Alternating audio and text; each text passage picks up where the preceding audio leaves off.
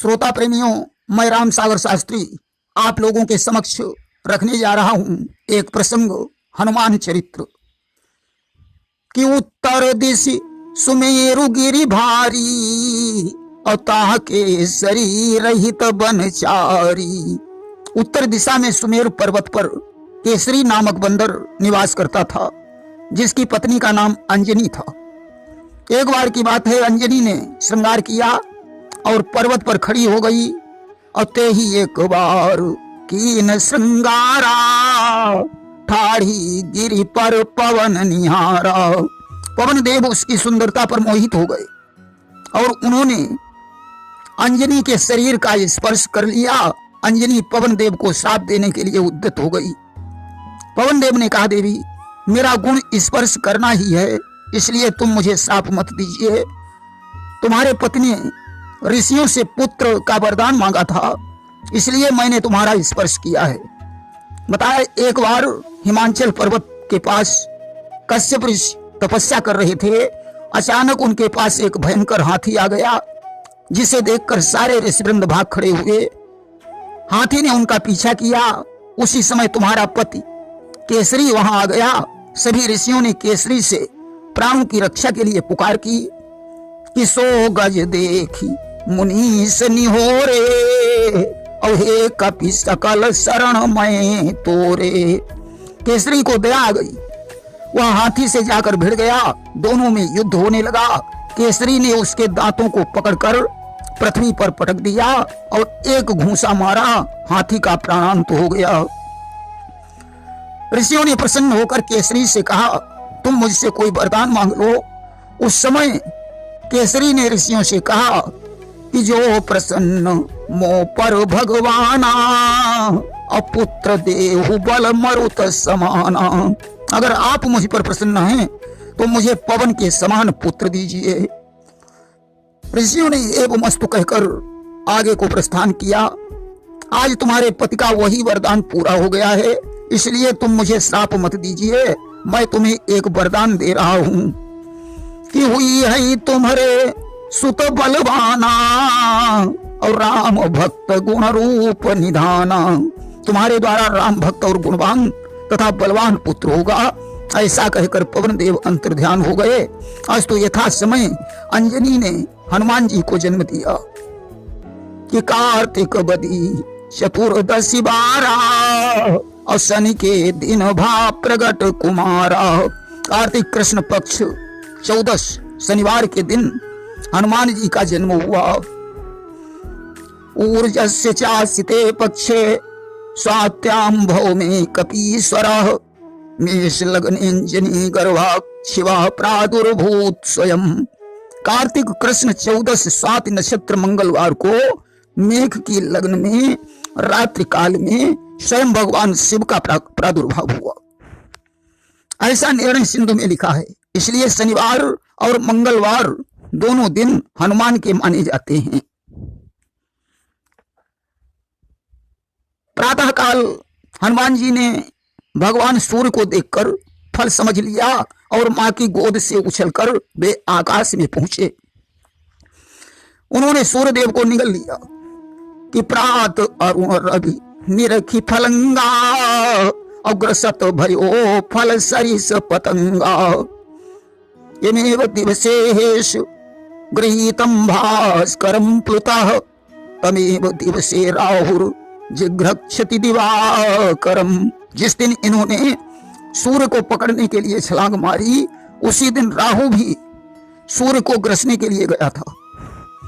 राहु ने इन्हें दूसरा राहु समझा और जाकर इंद्र को बता दिया।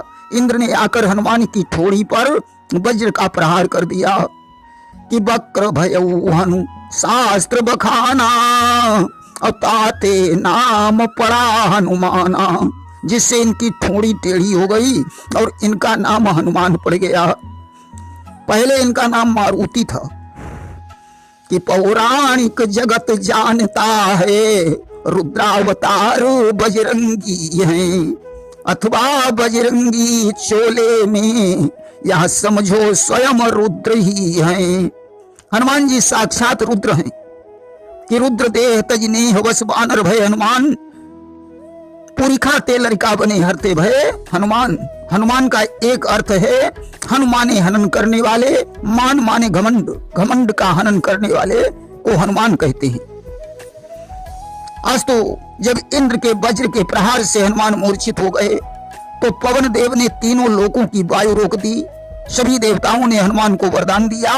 अब तो हनुमान अतुलित बल के धाम बन गए। ये ऋषियों के आश्रम में जाकर उनके कमंडल फोड़ डालते थे, बड़े बड़े वृक्षों को तोड़ ताड़ डालते थे, बड़े बड़े पर्वतों को उखाड़ कर फेंक देते थे। तो ऋषि न साप तब दीन बिचारी, अब भूल जाओ निज पौरुष भारी। आज तो ऋषियों ने इन्हें श्राप दे दिया कि जिस बल पर तुम्हें इतना अभिमान है उस बल को तुम भूल जाओगे। अजब अजब कोई सुरति करई है, और तब तुम्हारे तन पौरुष आई है। जब तुम्हें कोई बल की याद दिलाएगा तब तुम्हारे शरीर में बल आएगा। इसलिए हनुमान को बल की याद दिलानी पड़ती थी। सज्जनों, देखिए जिस समय 100 योजन समुद्र को कूदने की चर्चा हो रही थी उस समय सभी बंदरों ने अपने अपने बल का व्याख्यान किया कि बोला विकट सुनहु युवराजू, और योजन 30 उल्लंघऊ आजू। विकट नाम के बंदर ने अंगद से कहा, युवराज मैं 30 योजन समुद्र कूद सकता हूं। तो नील कहा 40 मैं जाऊं, और आगे परत मोर नहीं पाऊं। नील ने कहा, युवराज मैं 40 योजन की क्षमता रखता हूं। तो नील वचन सुनी दुर्धर काई, और 50 योजन बल आई। दुर्धर ने कहा, युवराज मैं 50 योजन कूदने की क्षमता रखता हूं। तो बोले उनल 2 भुजा उठाई, और योजन 60 मोर गति भाई। नल ने कहा मैं 60 योजन की क्षमता रखता हूं। दुविध 21 अस गिरा उचारी, और योजन 70 कूद हमारी। दुविध नामक बंदर ने कहा मैं 70 योजन कूद सकता हूं। दधिमुख कहा 80 उपरंता, योजन 7 जाहू बलवंता। दधिमुख ने कहा मैं 87 योजन कूद सकता हूं। तो निज निज बल सब काहू भाखा, पार जान कै संशय राखा। अपने अपने बल का सभी ने व्याख्यान किया, परंतु उस पार जाने का संदेह बना रहा। अंगद कहाई जाऊं मैं पारा, अजिय संशय कछु फिरती बारा। अंगद ने कहा मैं 100 योजन समुद्र लांघ सकता हूं, परंतु वापस आने में संदेह है। क्योंकि एक बार नदी के तट पर कुछ ऋषिवृंद बैठे भगवान का ध्यान कर रहे थे। अंगद छलांग मारकर ऋषियों के ऊपर गिर रहा था, इसलिए ऋषियों ने अंगद को श्राप दे दिया कि एक बार जल कूद जो जई हो, असो जल फेरी कूद ना पई हो। जिस जल को तुम एक बार कूद जाओगे उसे दोबारा नहीं कूद पाओगे। दूसरी बात, अंगद मंदोदरी का पुत्र था। विचार करता है मंदोदरी की ममतावश मुझे वापस समुद्र कूदने में संदेह है। तीसरी बात, अंगद विचार करता है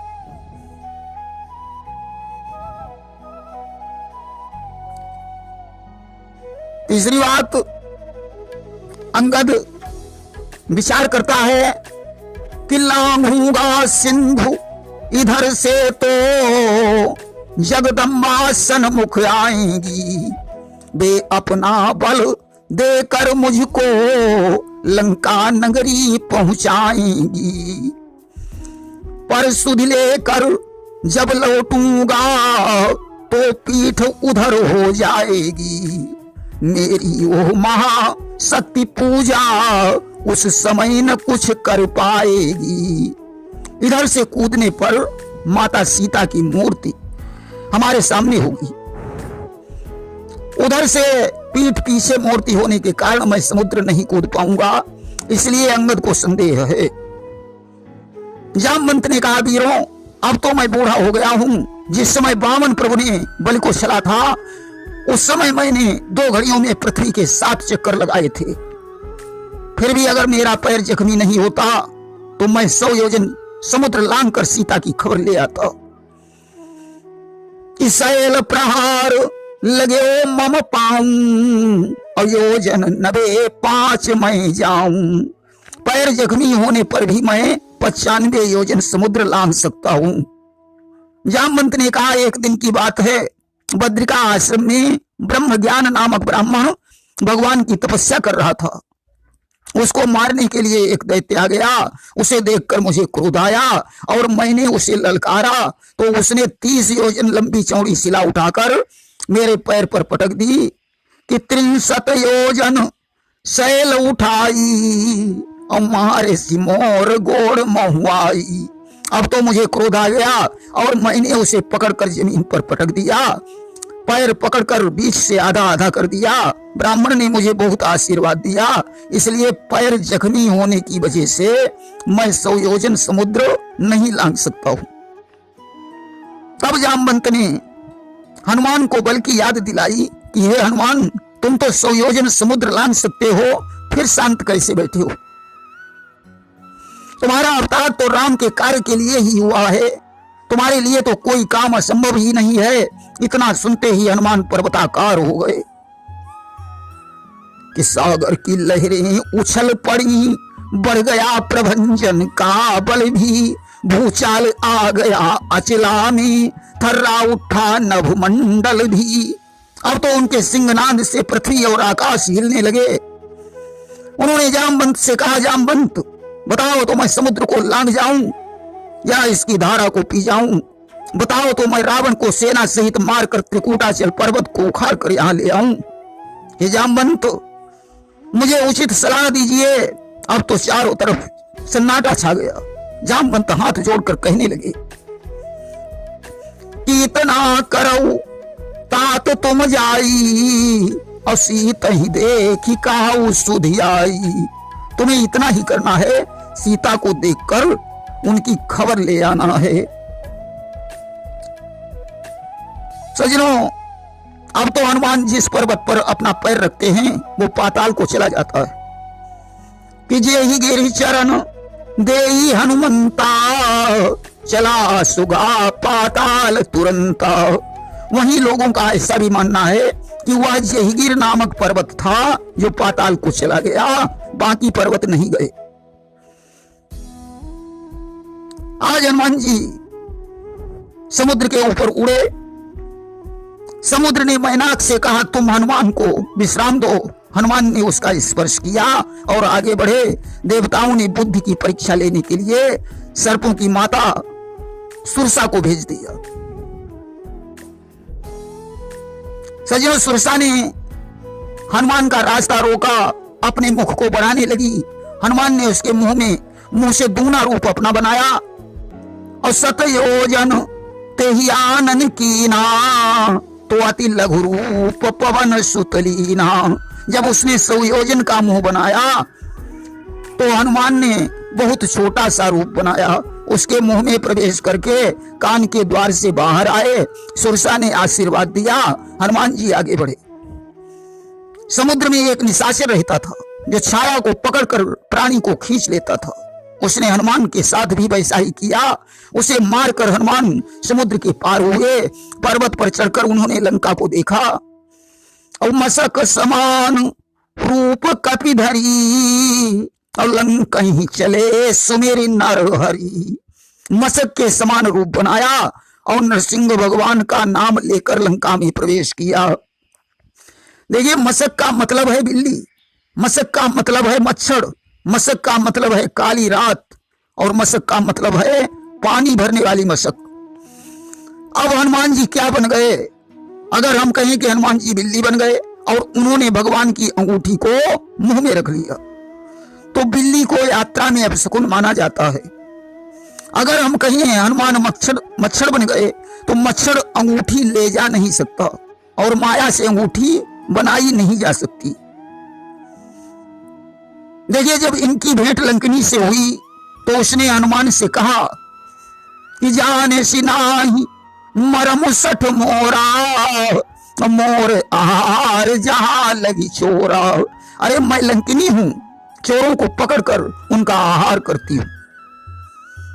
तो मुठी का एक महाकपि हनी, रुधिर बमत धरनी धनमणि। तो हनुमान जी ने उसके एक घूंसा मारा, रुधिर का बमन होने लगा और वह पृथ्वी पर गिर पड़ी। यहाँ घूंसा मारने में न बिल्ली का नाम आया न मच्छर का, कप का नाम आया है। इसलिए हनुमान जी कपि ही बने रहे। उनका रूप काली रात के समान था। लंकिनी उठकर खड़ी हुई। उसने कहा, ब्रह्मा जी ने मुझसे कहा था कि जब हनुमान जी तुम्हारे घूंसा मारेंगे तब तुम समझ लेना कि निशाचरों का विनाश होने वाला है। हमारा अहोभाग्य है जो मैंने अपनी आंखों से तुम्हारा दर्शन किया। जाओ अब तुम लंका में प्रवेश करो। चलते समय हनुमान ने भीषण गर्जना की, जिससे निश्चरियों के गर्भ साफ होने लगे। और मंदिर मंदिर प्रतिकर शोधा, देखे जहां तहां अगणित जोधा। हनुमान ने प्रत्येक मंदिर में सीता को ढूंढा। देखिए, निशाचरों के भवन को तुलसीदास जी ने मंदिर लिख दिया। कारण हनुमान जी के हृदय में राम और सीता विराजमान हैं। इसके अतिरिक्त तो वे स्वयं रुद्रावतार हैं।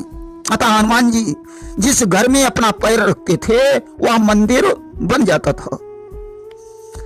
रावण को शयन करते हुए देखा, परंतु सीता जी वहां नहीं मिली। एक घर पर राम का नाम अंकित था। हनुमान जी ने सोचा कि लंका में निशाचर रहते हैं, यहाँ राम का भक्त कैसे आ गया। खैर कोई बात नहीं, इससे पहचान करने में कोई हानि नहीं है। आज विभीषण से मुलाकात हुई। विभीषण ने सीता के पास पहुंचने की युक्ति बताई। हनुमान जी वहां पहुंचे, सूक्ष्म रूप बनाकर एक वृक्ष पर छुपकर बैठ गए। रावण ने आकर सीता को धमकी दी।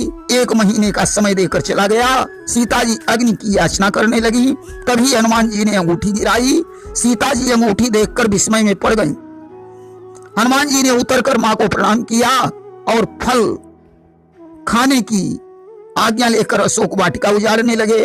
अक्षय कुमार उनके हाथों से मारा गया। अब ब्रह्मफास में मेघनाद हनुमान को बांध ले गया। रावण ने हनुमान को की पूंछ में कपड़े बंधवाकर आग लगाने का आदेश दे दिया।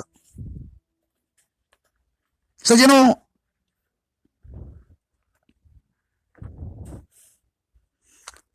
देखिए, रावण जानता है कि बंदर को पूंछ बहुत प्यारी होती है, इसलिए उसने पूंछ जलाने का आदेश दे दिया। दूसरी बात, रावण ने सोचा कि इसने बिना पूंछे बगीचा उजाड़ा है, इसलिए इसे निपूछा कर दो। तीसरी बात, जब पूंछहीन बंदर राम के पास जाएगा तो उन्हें क्रोध आएगा और वे लंका पर चढ़ाई कर देंगे। किरान नगर बसन घृत तेला, और बाढ़ी पूंछ की न कपि खेला। लंका में न वस्त्र रह गए, न घी रह गया, न तेल रह गया। हनुमान जी अपनी पूंछ को बढ़ाते रहे। ढोल नगाड़े बजाकर हनुमान को लंका भर में घुमाया गया और पूंछ में आग लगा दी। हनुमान बहुत छोटे बन गए और अट्टालिका पर चढ़ गए। आज 49 पवन चलने लगे। लंका धाए धाए करके जलने लगी। अब तो नगरवासी हाहाकार करने लगे कि कोठे में धक धक आग लगी, ग्रह खंड खंड हो गिरने लगे। चेती प्रचंड चंडी ऐसी, नर नारी हा करने लगे। जब ऊपर को लपटे उठी, चलता रथ रुका दिवाकर का। सारा त्रिकूट गिर भवक उठा, जल लगा खौलने सागर का। पति को पत्नी, बेटे को माँ, अग्रज को अनुज बुलाते थे। लंका नगरी के नर नारी सब हाहाकार मचाते थे कि जल गए चपरे में हम, कोई तो हम कालियो बचाए। ऐसी आग लगी लंका में जिसकी ज्वाल सही ना जाए। जुल्म गुजारो 10 कंधर ने, नाग बानर लियो बंधाए। हंसी हंसी में खेल बिगड़ी गयो, विधि की गति कही ना जाए। तड़प तड़प के जान जाए रही, असली में करी है कौन सहाय। नीचे की दम नीचे रह गई, ऊपर ले गए राम उठाए। जलन के मारे लंका वारे, दैया तो वारे मचाए। कोई टेर रहो भैया को, कोई मैया को चिल्लाए। क्रोधित होकर तब रावण ने मेघराज से कही सुनाए। सोने की लंका जली जात है, भैया नीर देव बरसाए। आज्ञा पाकर 10 कंधर की, अंबर मेघ चले उमड़ाए। लप लप लप लप बिजली लपकी, गर्जन हृदय रही दहलाए। प्रलय काल सम पानी बरसा, जलती जाल न सका बुझाए। सोने की लंका छार हो गई, सागर दीनों गीत बनाए। देखिए, रावण का भाई कुंभकर्ण 6 महीने सोता था और 1 दिन जागता था। आज कुंभकर्ण सो रहा था। कुंभकर्ण की पत्नी वज्रज्वाला आज भगवान से प्रार्थना करने लगी कि बधू जो कुंभकर्ण की पसारी हाथ यों कहे, दुहाई रामचंद्र केरी मोर कंत राखिए। हे प्रभु, मेरे सुहाग की रक्षा करना। आज तो कुंभकर्ण और विभीषण के महल को छोड़कर सारी लंका जलकर ध्वस्त हो गई। कि उलटी पुलटी लंका सब जारी, और कूदी परा पुनि सिंधु मझारी। हनुमान ने घूम घूम करके लंका को जलाया, समुद्र में पूंछ बुझाई, छोटा सा रूप धारण किया और सीता जी के पास पहुंचे और बोले कि मां तुम मोहि दीजय कछु छीना, और जैसे रघुनायक मोहि दीना। आज सीता जी ने चूड़ामणि उतार कर हनुमान को प्रदान कर दी। हनुमान रामादल में वापस आए। भगवान ने चूड़ामणि को हृदय से लगा लिया। भगवान ने कहा, हनुमान तुमने लंका किस प्रकार जलाई? हनुमान ने कहा, प्रभु लंका जलाने में आपका सबसे बड़ा प्रताप है कि हृदय हुलसाई मान त्यागी कहे महावीरो, लंका जलाई नाथ आपके प्रताप ने। मां को चुराई पाप भारी 10 कंठ कियो, और लंका जलाई नाथ रावण के पाप ने। कानन अशोक मध्य शोक दग्ध माता थी, लंका जलाई नाथ मां के संताप ने। सन सन निनाद कर चले 49 पवन, और लंका जलाई इसलिए नाथ मेरे बाप ने। राम ने कहा, हनुमंत लाल सीता जी कैसी हैं? हनुमान ने कहा, प्रभु कि सीता के अति विपत्ति विशाला, और भी नहीं कहे भली दीन दयाला। बोले क्या विपत्ति है? कहा जब तब आपका सुमिरन भजन नहीं हो पाता है।